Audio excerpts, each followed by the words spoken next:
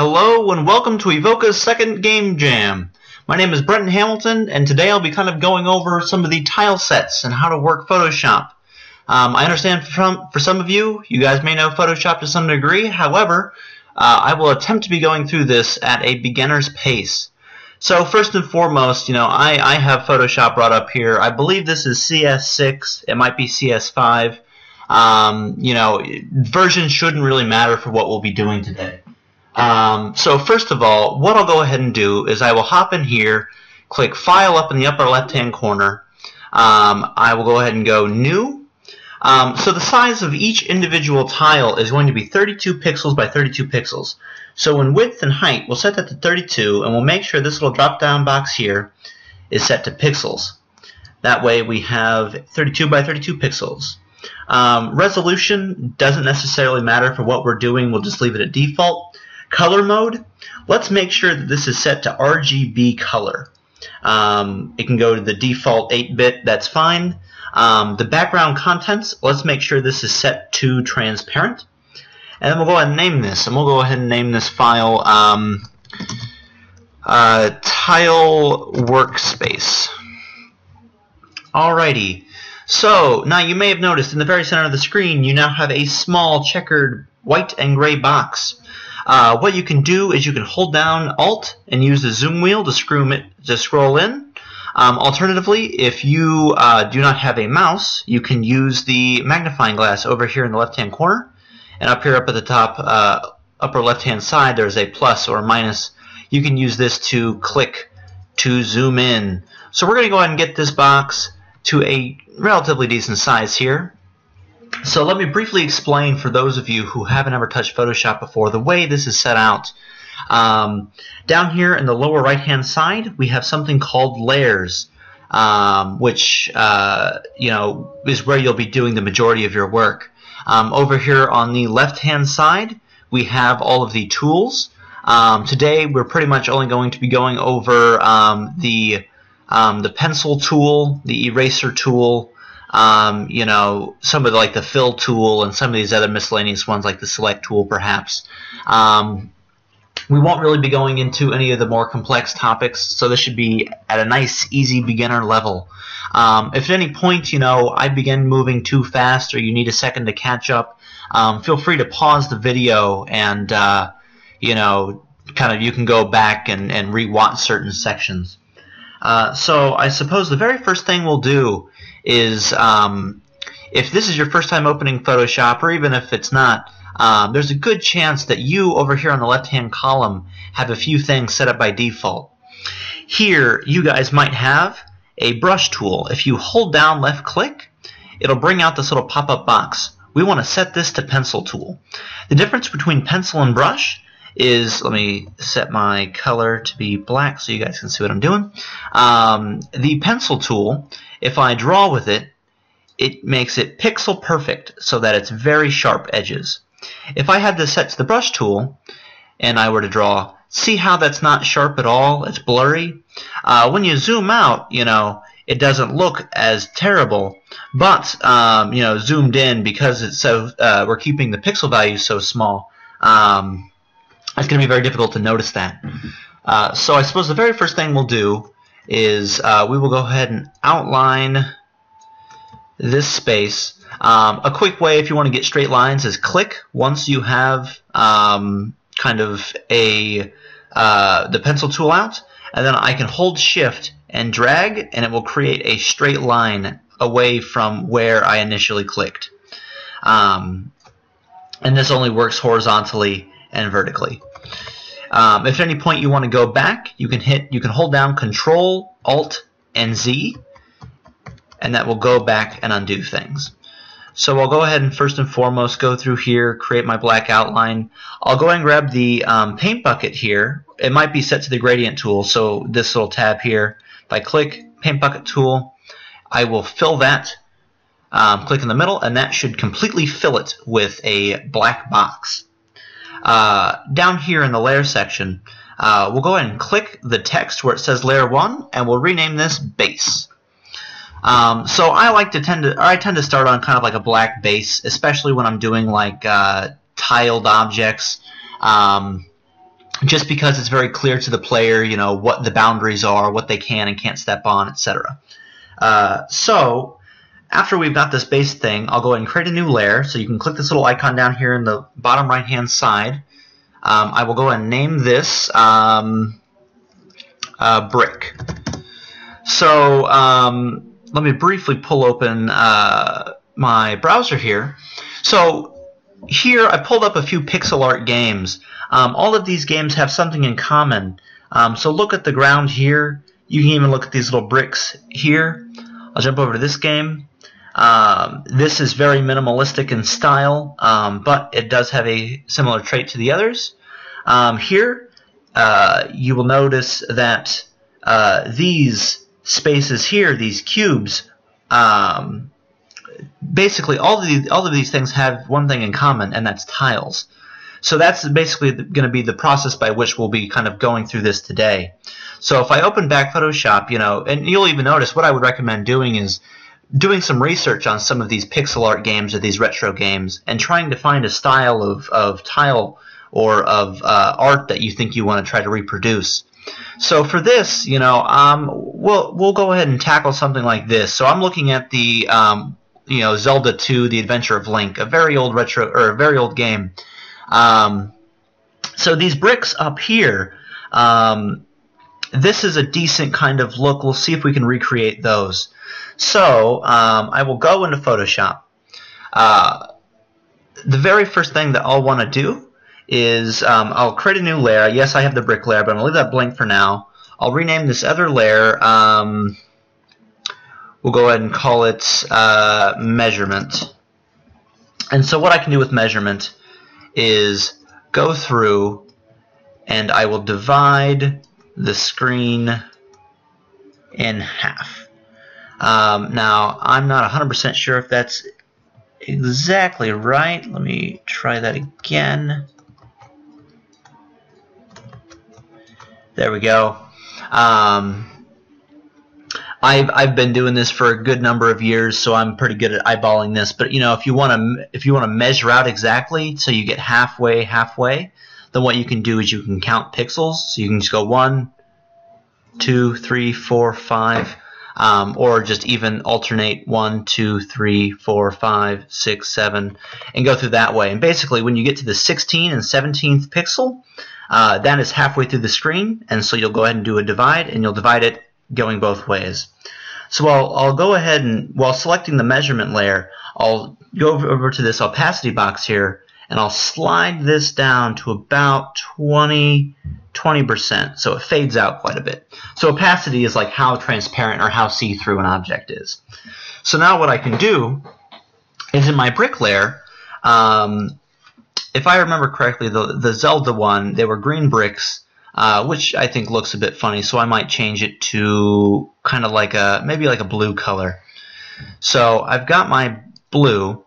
Now what I'll do is I will count 1 pixel in and 1 pixel down, and I will go ahead and begin filling this in. So now I've got a brick there, and then for right here, I will pretend that this brick is starting halfway through there. Do the same here. There we go. And then I will grab my paint bucket tool. I will fill these in. Now, okay, crap, that accidentally kind of got rid of some of my details in the corners. So what I can do is in the eraser tool, I'll grab that. One quick thing to note, by default this should be set to brush, this mode up here in the upper left hand corner, and if I erase with that, it'll erase it and it'll kind of do a more gradual fade out. Where if I change that to pixel, once again that'll make it very crisp and cut lines, so we're doing it on a pixel basis.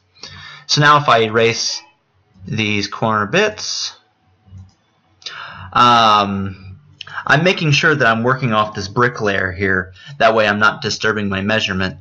So now I've got my bricks. It's got this kind of shape to it.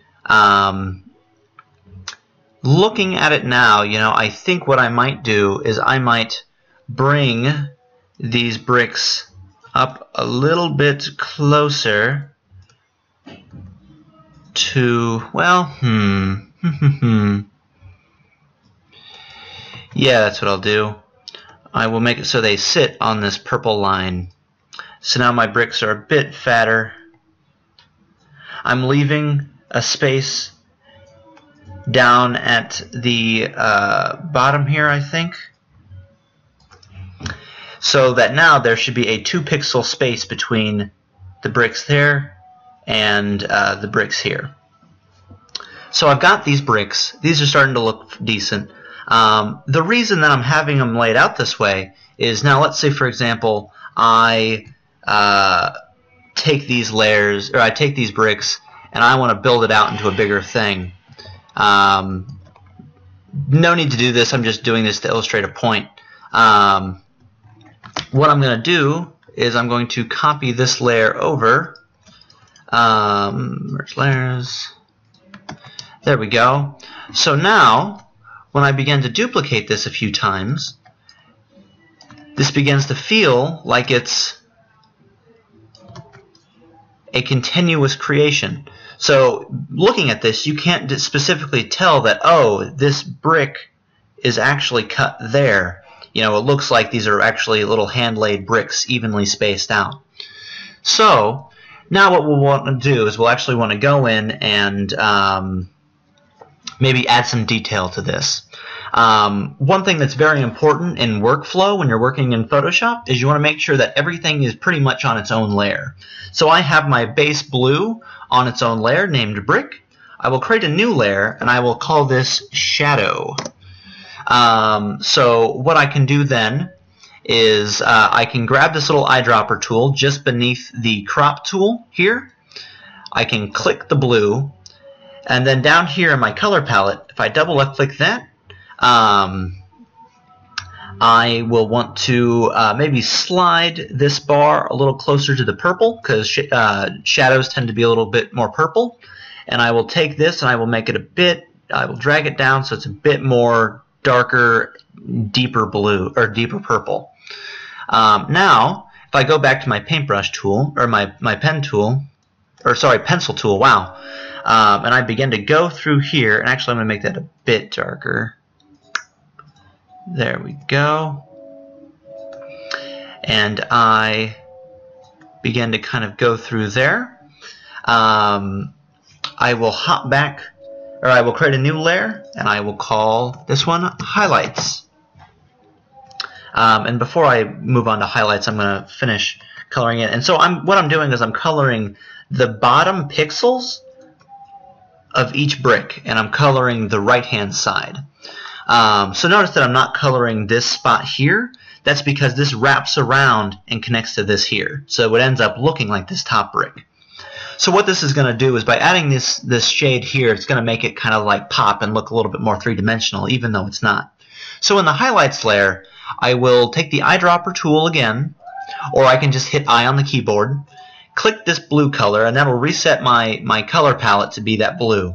So this time, I'm going to drag this a little bit closer to the yellow, and I'm going to drag this up to about there.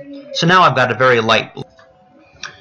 So now that I have my highlights layer here, I'm basically going to do the exact thing I did with the shadow layer, but on the upper left-hand side of the bricks. This way, I've got kind of a bit of a highlight here. Now, from a distance, this is starting to look a little bit more 3D, but it's still not quite exactly what we want. So now what I'll do is I will go back through, I will set the opacity to about 50%. So the opacity is you know, that transparency, right? Making sure I'm still on the highlights layer and making sure that I'm still got the same color as I used the highlights the first time, I will click and kind of go through there and highlight these portions. And then on the shadow one, on the shadow layer, I will go through and make sure I'm doing the same thing here. And so what this will do is this should make that brick look a lot more three-dimensional. It'll pop a lot better. So we'll go ahead and, I'll go ahead and go through there and do that everywhere. go through the highlights, make sure I've done this as well. I'm using the eyedropper tool to bounce back and forth between both colors. There we go. There we go. So now I'll just kind of show you guys what this looks like so far. Whoops. I will duplicate, merge. You guys don't need to do this. I'm just kind of showing you what this looks like. So now that's what it looked like originally. But now we've got significantly more colorful, more vibrant looking kind of bricks. These look a lot more 3D than they did originally. So these are starting to come together. So from here, I think the best place for us to move is, okay, we have these bricks. I think a lot of people might initially just kind of want to dive in, and maybe we want to add some scratches to this. And so we'd take these colors, and this time, because I'm color picking just the flat color itself, then when I go back to my pencil tool, I'm making sure the opacity is 100%. And then I will go ahead and select my darker color and see if I can get a bit of a thing there. I might go back, set the brush size to 1, go through there, and now from a distance, once these are kind of scaled down to the actual 32 pixel size on your screen, that'll start to begin to look a little bit more like a crack in the bricks, which would be a lot closer to having some actual detail on here.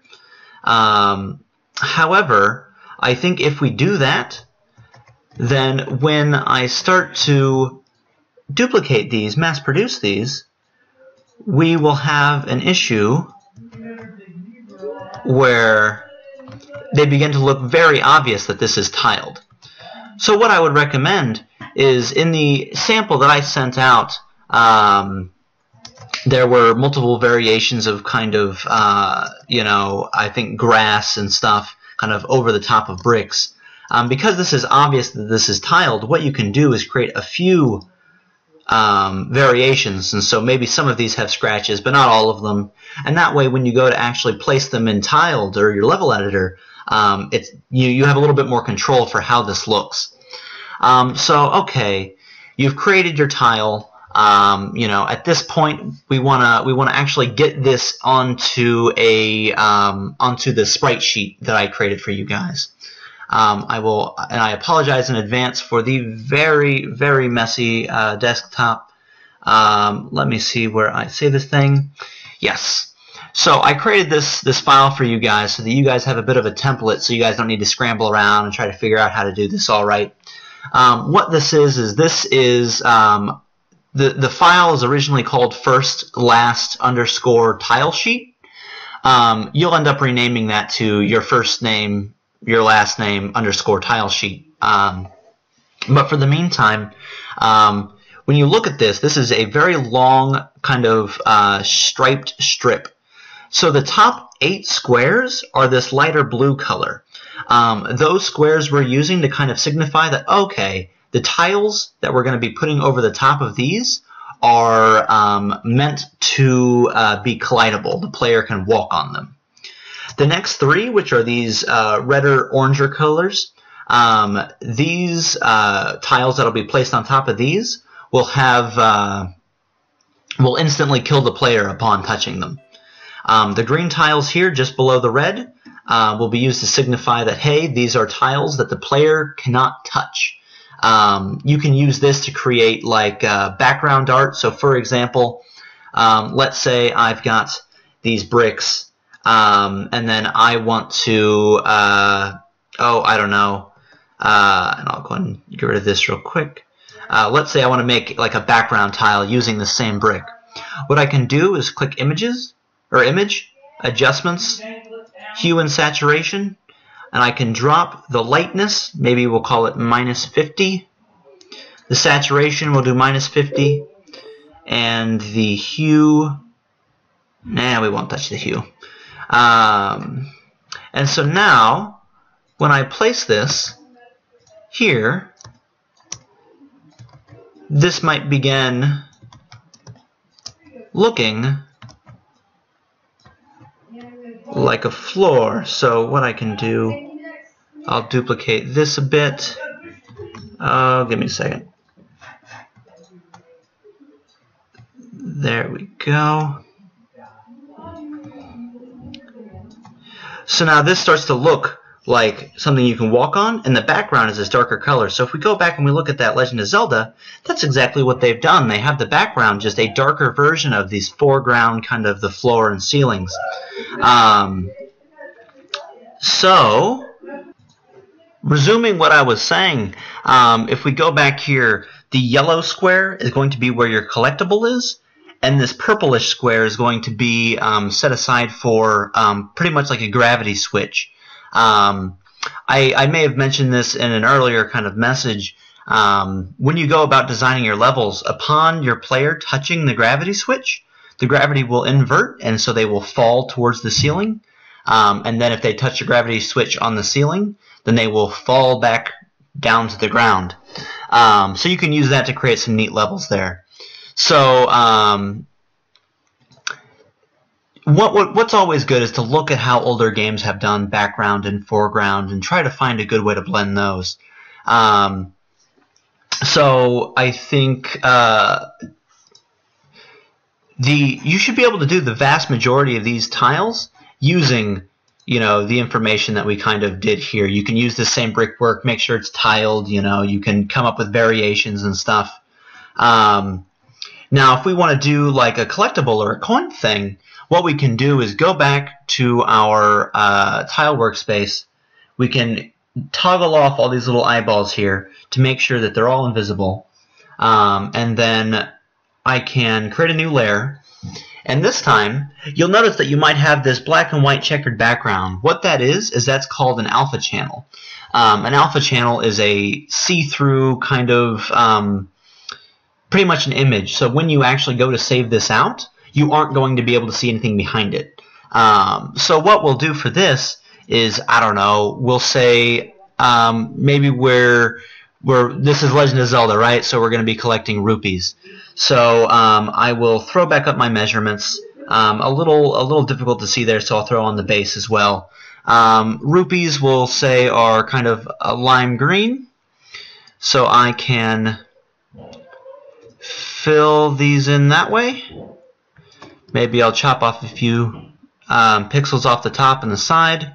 I'll have it come out to there, maybe too further. There we go.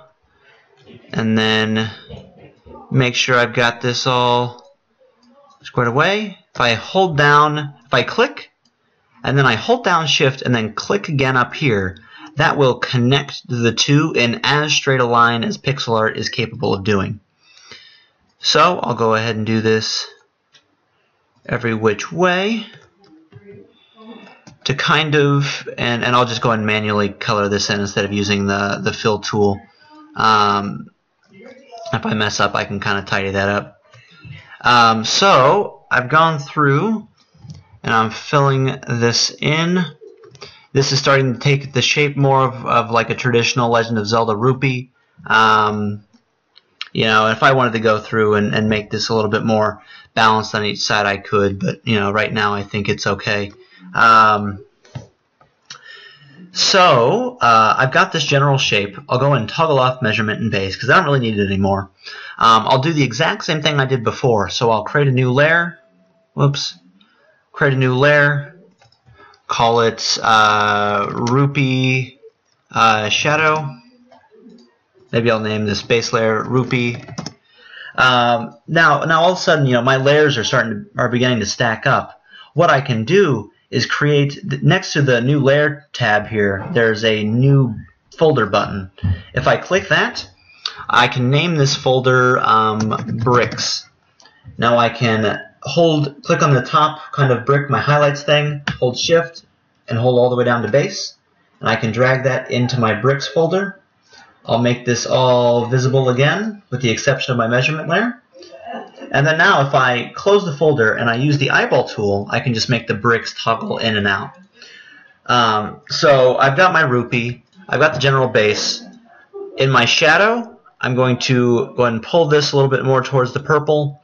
I'm going to drag this color down. And now I'm going to start to color the right-hand side, this bottom right-hand side, kind of this darker green color. As I start to near the bottom left-hand side, maybe I'll make that a little less pronounced. That way it looks a little bit more like the light is coming in at an angle. I'll go ahead and do the same thing, so I'll do a Rupee highlights. Taking my eyedropper tool, I'll select that main color green again. This time I'll slide it towards the yellow, and I'll drag this a little bit more towards the desaturated and the lighter side. This time I will do the exact opposite as I did before, so I'll color the very top. Things on the left hand side, I'll color those pixels as well. And then on the upper right hand side, I will just color the top pixels there.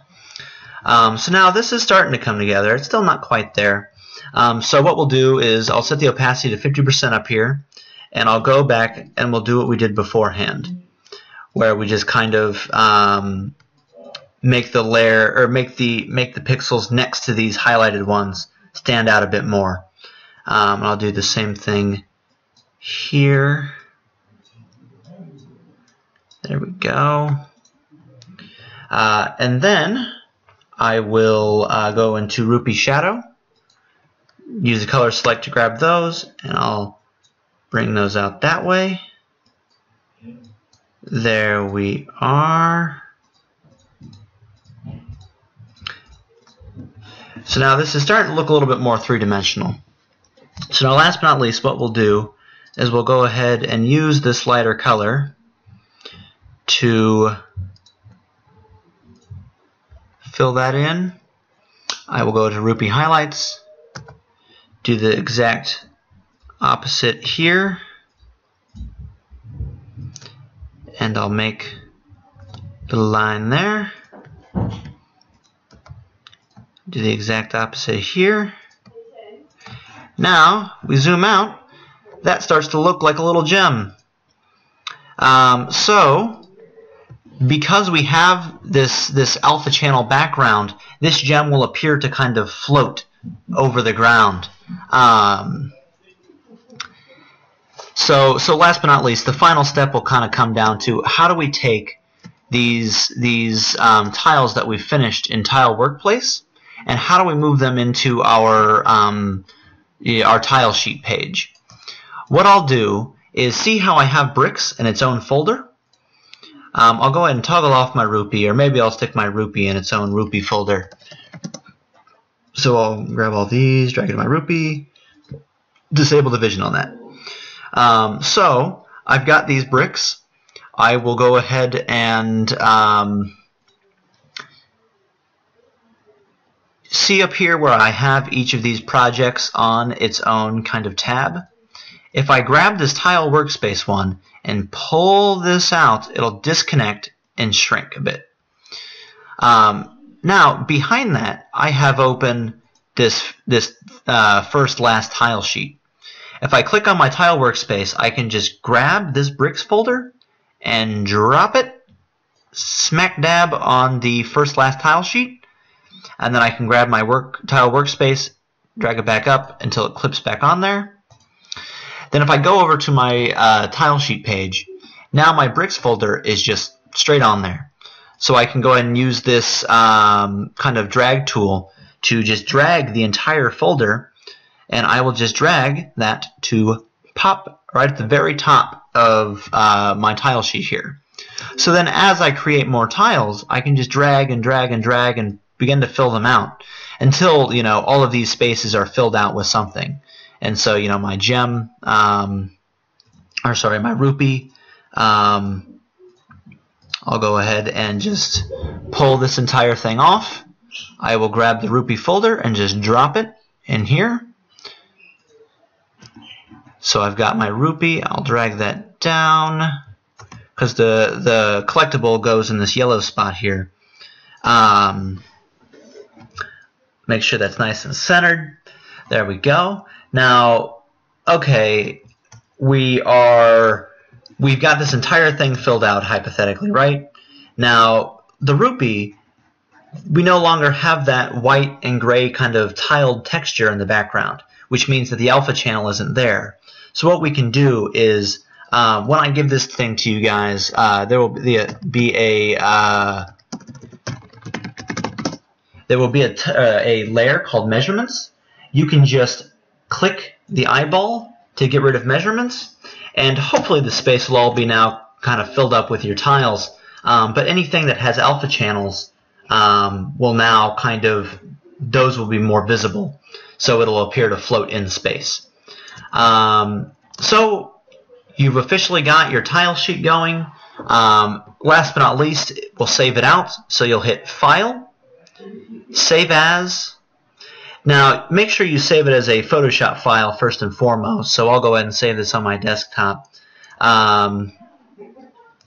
But then outside that, and I'll have to rename this something separate just because, oh, I know. Here, I'll replace first and last with my name, that's Brett, last name Hamilton. Save, just hit OK to the optimization stuff. And then what I also want to do is, once I've saved this as a Photoshop file, I'll hit File, Save As, and then this time in the Format spot, there's a drop-down box. You'll get a ton of options. The one that we are looking at is this PNG or .png. By clicking that, that saves it out as a pretty much like an image file that keeps intact those alpha channels, so those transparencies. So we'll save that out. And then the next tutorial that you'll want to move on to next is Richard has created a tiled tutorial that should hopefully introduce you on how to import a texture into tiled and how to lay out your layers and to move forward with that.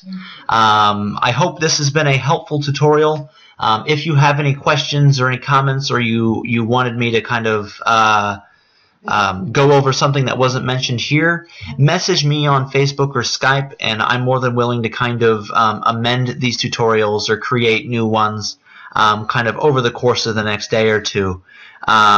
I appreciate your guys' support, and I hope we can make something cool this weekend. Thank you very much, and if you have any other questions, let me or one of the other tutors know. We're more than happy to help you. Thank you. Have a good day.